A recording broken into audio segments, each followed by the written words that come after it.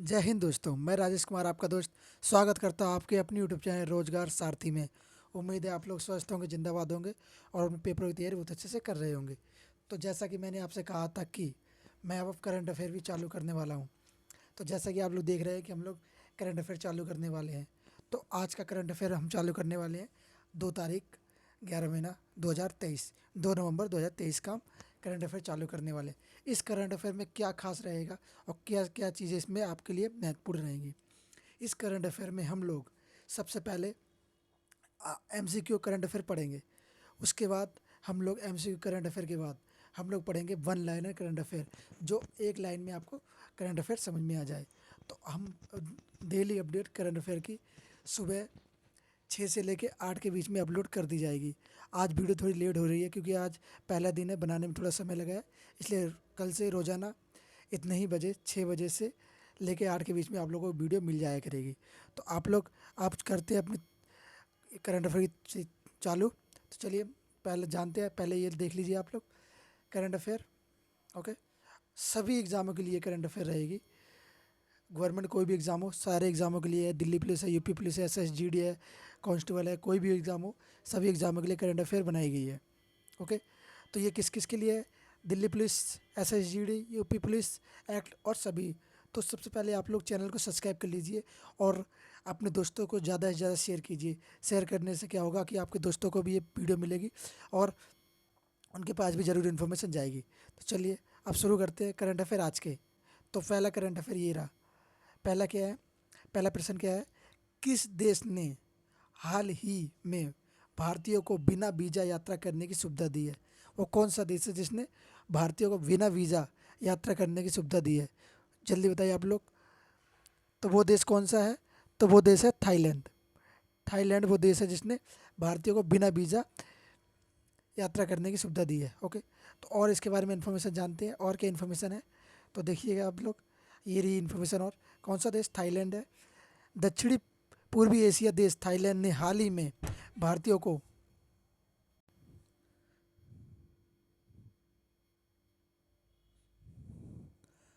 दक्षिणी पूर्वी एशियाई देश थाईलैंड ने हाल ही में भारतीयों को बिना वीज़ा यात्रा करने की सुविधा प्रदान की है। ओके, भारतीय 10 नवंबर 2023 से 10 मई 2023 की अवधि के दौरान बिना वीज़ा के थाईलैंड की यात्रा कर सकते हैं।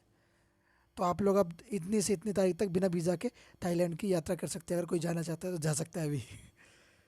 ओके, और क्या है? थाईलैंड ने यह फैसला देश में पर्यटन को बढ़ावा देने के उद्देश्य के से किया है। मलेशिया, चीन और दक्षिणी कोरिया के बाद इस साल अब लगभग 12 लाख पर्यटकों ने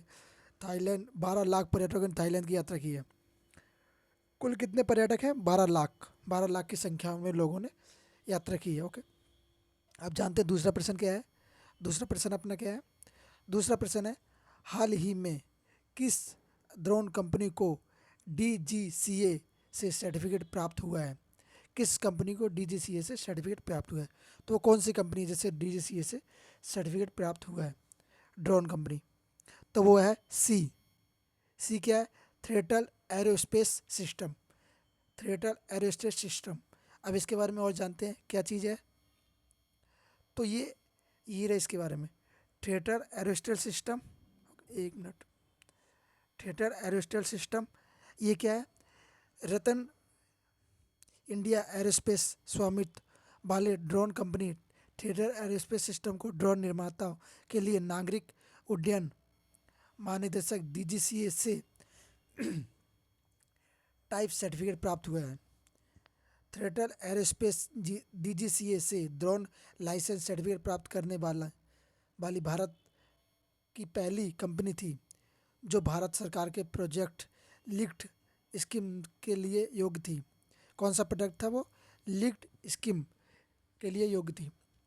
कौन सी कंपनी थी? Okay, thread aerospace system. Okay, अब अपना तीसरा प्रश्न क्या है? तीसरा प्रश्न है, विश्व का पहला एआई सेफ्टी सिस्टम किस देश में आयोजित किया जा रहा है? विश्व का पहला एआई सेफ्टी सिस्टम, एआई मतलब आर्टिफिशियल इंटेलिजेंट, किस देश में आयोजित किया जा रहा है? तो वो देश कौन सा देश है जिसमें आर्टिफिशियल इंटेलिजेंस आयोजित किया जा रहा है? वो देश है ब्रिटेन। ब्रिटेन में आर्टिफिशियल इंटेलिजेंस आयोजित किया जा रहा है। ओके, और जानते हैं इसके बारे में महत्वपूर्ण इन्फॉर्मेशन? तो और क्या है इसके बारे में महत्वपूर्ण इन्फॉर्मेशन? कहाँ पे? ये ब्रिटेन में। ओके, विश्व का पहला एआई सेफ्टी यूरोपीय देशों में ब्रिटेन में शुरू हुआ है। यूरोप के देश ब्रिटेन में शुरू हुआ है। ओके, इस सम्मेलन में भारत, अमेरिका, फ्रांस, सिंगापुर सहित कई देशों ने भाग लिया है। ओके, केंद्रीय मंत्री राजीव चंद्रशेखर दक्षिणी इंग्लैंड के बकिंघमशायर में 1 नवंबर से शुरू होने वाले 2 दिवसीय शिखर सम्मेलन में भारत का प्रतिनिधित्व करेंगे। भारत का प्रतिनिधित्व कौन करेगा? राजीव चंद्रशेखर। कब से कब तक? 1 नवंबर से शुरू होने वाले सम्मेलन में। ओके, यह पहला मौका है जब इस तरह के एआई सेफ्टी सिस्टम का आयोजन किया जा रहा है। ओके, अब आते तीसरे प्रश्न पे। ओ सॉरी, चौथा प्रश्न। चौथा क्या है? चौथा है कि इंडिया इंटरनेशनल फिल्म फेस्टिवल में इंटरनेशनल जूरी पैनल, 1 मिनट जरा,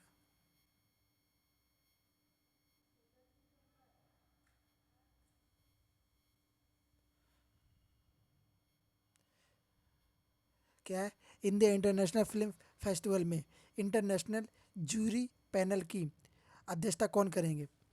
तो आप लोग इमेज से भी शायद जान गए होंगे, जिसको पता होगा वो इमेज देख के समझ गया होगा, पर इमेज से ज़्यादा ज़रूरी है उनकी नाम को ध्यान में रखना। तो वो व्यक्ति कौन है? वो है शेखर कपूर। शेखर कपूर हैं जो कि इंडियन इंटरनेशनल फिल्म फेस्टिवल में जूरी पैनल की अध्यक्षता करेंगे। ओके, और क्या है इनके बारे में जानकारी? तो और क्या इन्फॉर्मेशन चली जानते हैं?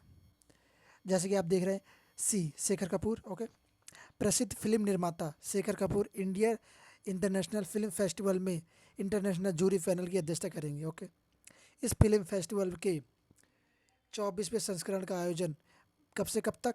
20 नवंबर से लेकर 28 नवंबर 2023 गोवा में किया जाएगा। कहाँ पे किया जाएगा? ये गोवा में किया जाएगा। ओके, यह दक्षिणी एशिया के सबसे बड़े फिल्म आयोजन में से एक है।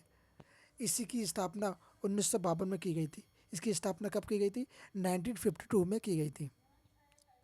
ओके, अब और जानते हैं आगे। प्रश्न नंबर 5 क्या है? प्रश्न नंबर 5 क्या कहता है?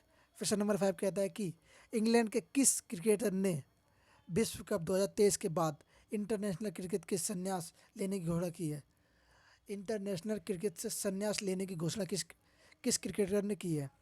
ओके, इंग्लैंड का। तो वो क्रिकेटर कौन है?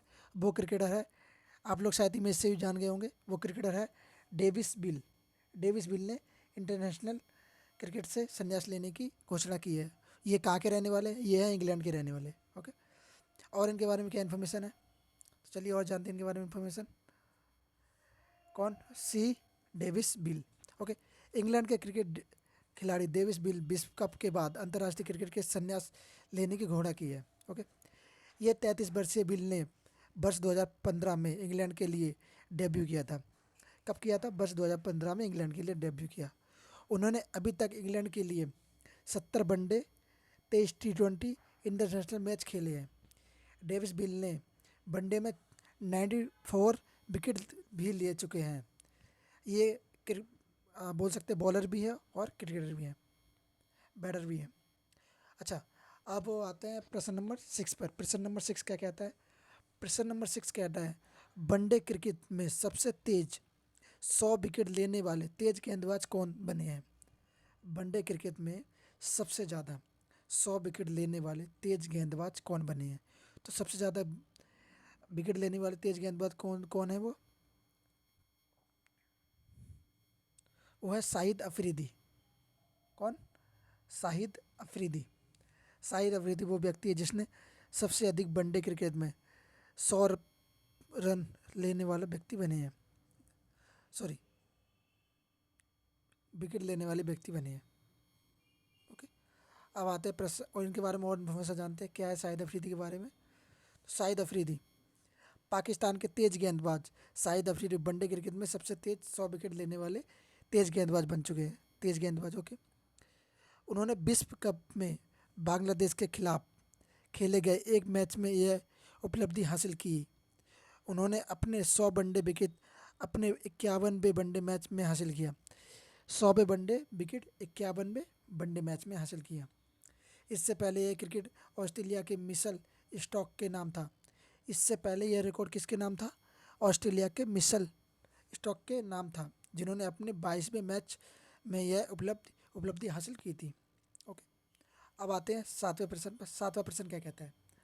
7वां प्रश्न कहता है कि क्रिकेट से जुड़े बेसबॉल क्रिकेट से जुड़े बेसबॉल शब्द को हाल ही में किस डिक्शनरी से जोड़ा गया है?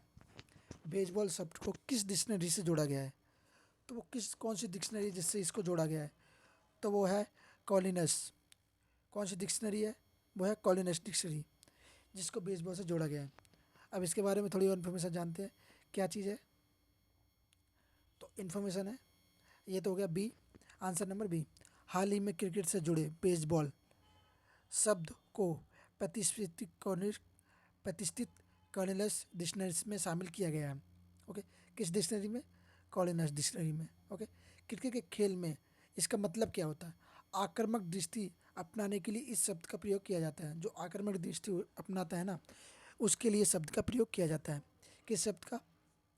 बेसबॉल। ओके, और क्या है? और है, इस शब्द को सबसे पहले एड्यूर्ड मिलर द्वारा प्रयोग किया गया। किसके द्वारा इस शब्द का प्रयोग किया गया? एड्यूर्ड मिलर द्वारा। ओके, यह शब्द तब चर्चा में आया था जब ब्रैंडन मैकुलम को इंग्लैंड की टेस्ट टीम कप्तान बनाया गया था। ओके, अब जानते हैं आज के वन लाइनर। एक लाइन में जानकारी, एक लाइन में पूरी जानकारी। तो वन लाइनर क्या है कि हमें एक लाइन में ज़्यादा से ज़्यादा इन्फॉर्मेशन निकालनी, क्योंकि कुछ करंट अफेयर तो होते हैं पॉइंट बाय पॉइंट, कुछ हम एक लाइन में जानते हैं, क्योंकि एक लाइनर हमारे लिए बहुत बहुत ज़्यादा महत्वपूर्ण हो जाते हैं। तो अब जानते हैं एक लाइनर के बारे में। एक लाइनर क्या है? तो एक लाइनर में देखिएगा, पहला क्या है? हाल ही में केंद्रीय शिक्षा मंत्री धर्मेंद्र प्रधान ने किस राज्य में 124 पीएम श्री स्कूल का शुभारंभ किया है? 124 पीएम श्री स्कूल का शुभारंभ किया है। वो कौन सा राज्य है? वो है हरियाणा। ओके, दूसरा क्या है? दूसरा प्रश्न, हाल ही में रॉबर्ट फिको किस देश के चौथी बार प्रधानमंत्री बने हैं? रॉबर्ट फिको किस देश के चौथी बार प्रधानमंत्री बने हैं? वो है स्लोवाकिया। स्लोवाकिया। स्लोवाकिया। ओके, और क्या है? हाल ही में उत्तर पूर्व भारत महोत्सव कहाँ शुरू किया गया? उत्तर पूर्व भारत महोत्सव कहाँ पे शुरू किया गया है? अब ये भारत नाम से भारत में शुरू नहीं किया गया। अगर आप सोच रहे हैं भारत नाम से, तो भारत नहीं, ये वियतनाम में शुरू किया गया है। कहाँ पे? ये वियतनाम में। ओके, और क्या प्रश्न? और प्रश्न है, हाल ही में भारतीय सेना ने कहाँ चाणक्य रक्षा संवाद 2023 आयोजित किया है? जो भारतीय सेना है उसने चाणक्य रक्षा संवाद कहाँ पे स्थापित किया है?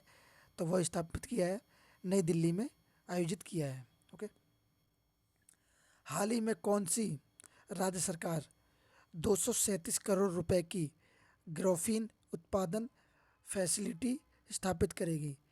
ग्राफीन उत्पादन फैसिलिटी के स्थापित करेगी। कहाँ पे करेगी ये करेगी केरल में। ओके, कहाँ पे? केरल में।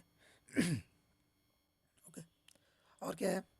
हाल ही में किस देश ने चीन के साथ विभिन्न क्षेत्रों में 12 नए सहयोग समझौते पर हस्ताक्षर किया है?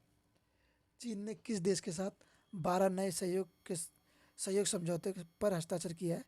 तो वो कौन सा देश है? वो है कोलंबिया। कोलंबिया के साथ 12 नए सहयोग समझौते पर हस्ताक्षर किया है। किसने किया है? चीन ने। ओके, अब आते हैं और कुछ प्रश्नों पर। तो और प्रश्न क्या है? और हाल ही में किस देश ने अंतर्राष्ट्रीय स्टेशन के लिए अपना सबसे कम उम्र का दल रवाना किया है? किस देश ने किया है अपना सबसे कम उम्र का दल रवाना? तो वो है चीन।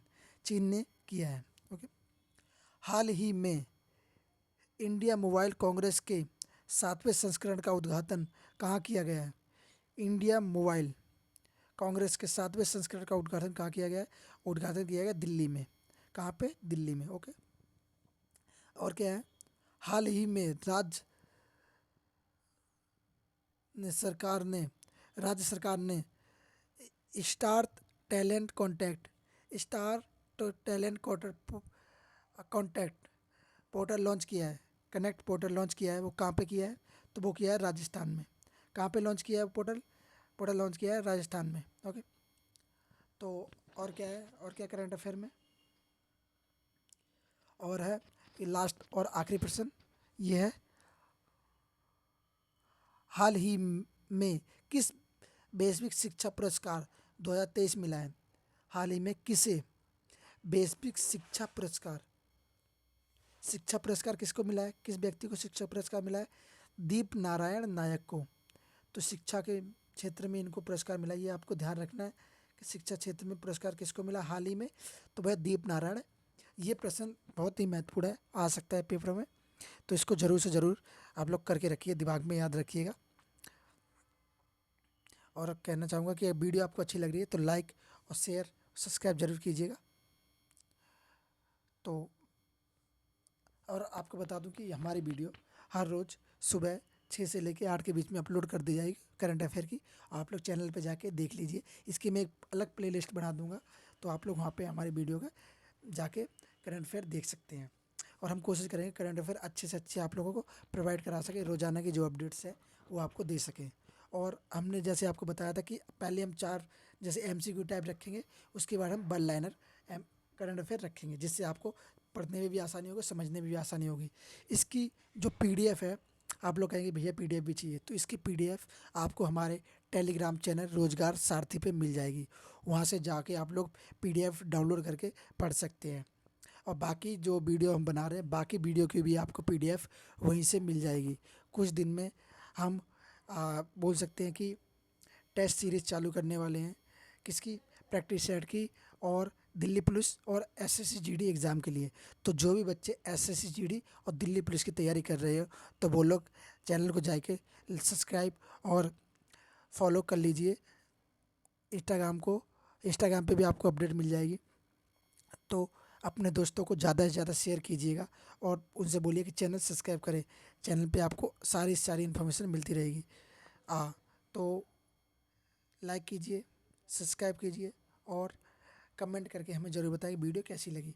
और अगर वीडियो में कुछ प्रॉब्लम लग रही है आपको, तो वो भी हमें कमेंट करके बताएं कि भैया वीडियो में ये प्रॉब्लम है, तो हम उसको सॉल्यूशन करने की कोशिश करेंगे। ओके, जय हिंद, जय भारत।